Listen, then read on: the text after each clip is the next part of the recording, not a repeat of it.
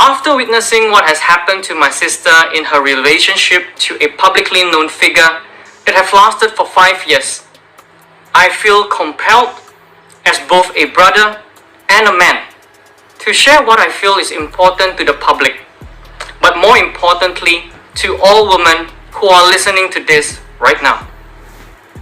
As a faithful and committed woman all this while to a man whom she believed in, she has now been left hanging with no certainties, except for clear evidence of being cheated, both emotionally and spiritually. Aku sebenarnya itu sudah ngomong untuk mengakhiri hubungan ini di pertengahan bulan Januari. Dan di waktu itu juga aku juga dimaki-maki, tapi ya wes lah, aku diem aja.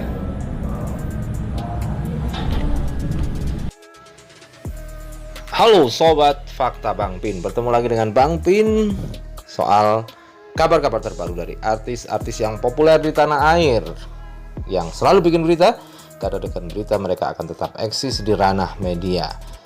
Kali ini sejak klarifikasinya Kaisang, maka sepertinya kondisi berbalik. Jika sebelumnya Kaisang banyak dihujat oleh netizen akibat pengakuan-pengakuan dari keluarga Felicia, terutama dari ibunya Meilia Lau, yang mengatakan Kaisang mengghosting dan bahkan sempat ngetak akunnya Pak Jokowi.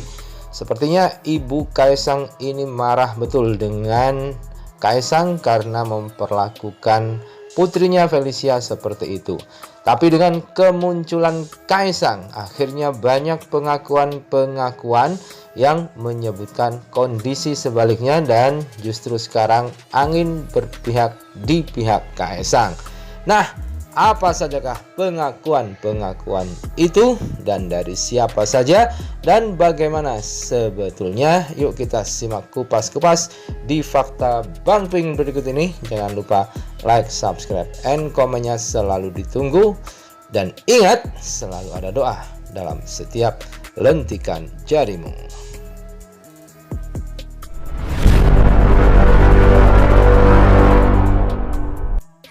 Oke Sobat Fakta Bang Pin, Kaisang akhirnya buka suara. Di video pendek yang beredar di media sosial itu, Kaisang menyebutkan dua kata kunci, yakni bahwa dia sudah menyatakan putus secara baik-baik dengan Felicia kepada orang tuanya, namun dia dimaki-maki. Bagi yang belum tahu, yuk coba kita saksikan dulu sedikit dari klarifikasi yang dilakukan oleh Kaisang.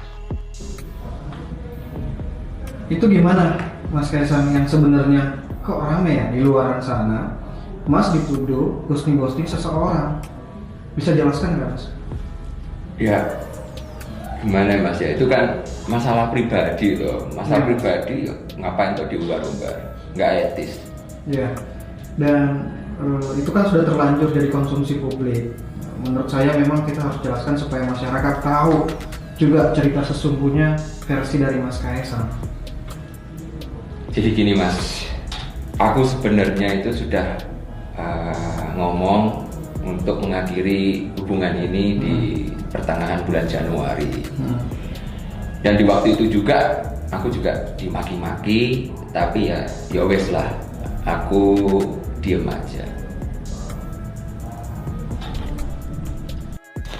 Setelah Kaisang muncul di muka publik itu, baru banyak yang bersuara membela Kaisang.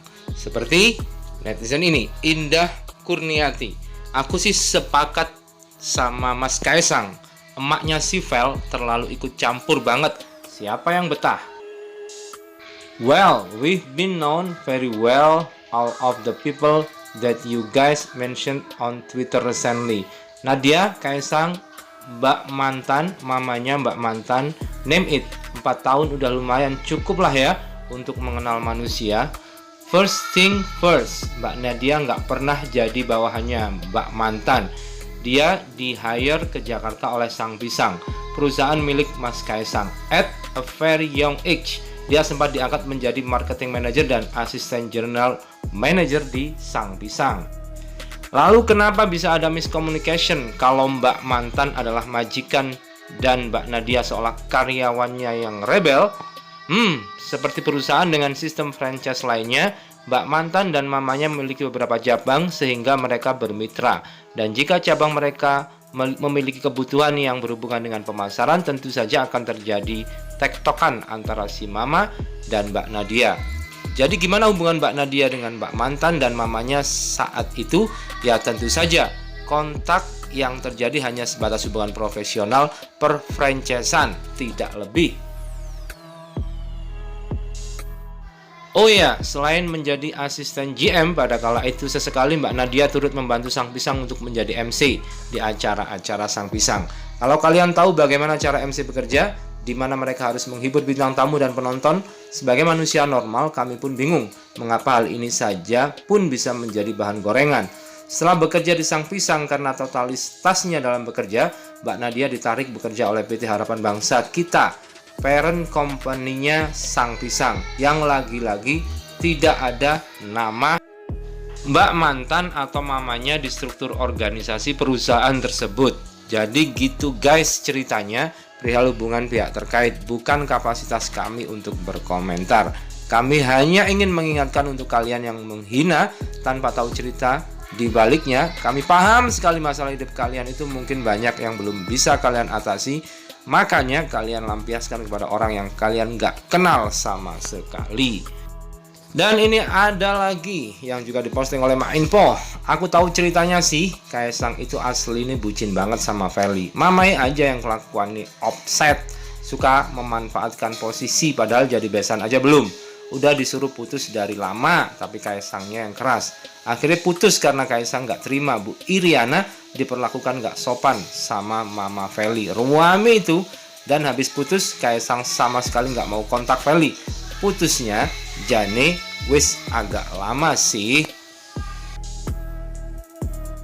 Kemudian ini dari temennya Nadia juga. Gue kenal sama Nadia yang digambar post. Dia baik banget. Tapi ini janggal sekali karena gue yakin Mel di ghosting dan Kaesang yang bilang bahwa udah putus. Mamanya boleh marah, tapi marah sama orang yang sakitin anaknya, bukan Nadia. Lah, Nat aja nggak tahu di ghosting. Dah, wek biar netizen mikir setoksik mungkin gue disuruh delete komen sama Nat. Nadia hanya menerima Kaesang karena dia juga menyukainya, bukan ada maksud untuk menyakitin Kak Vel.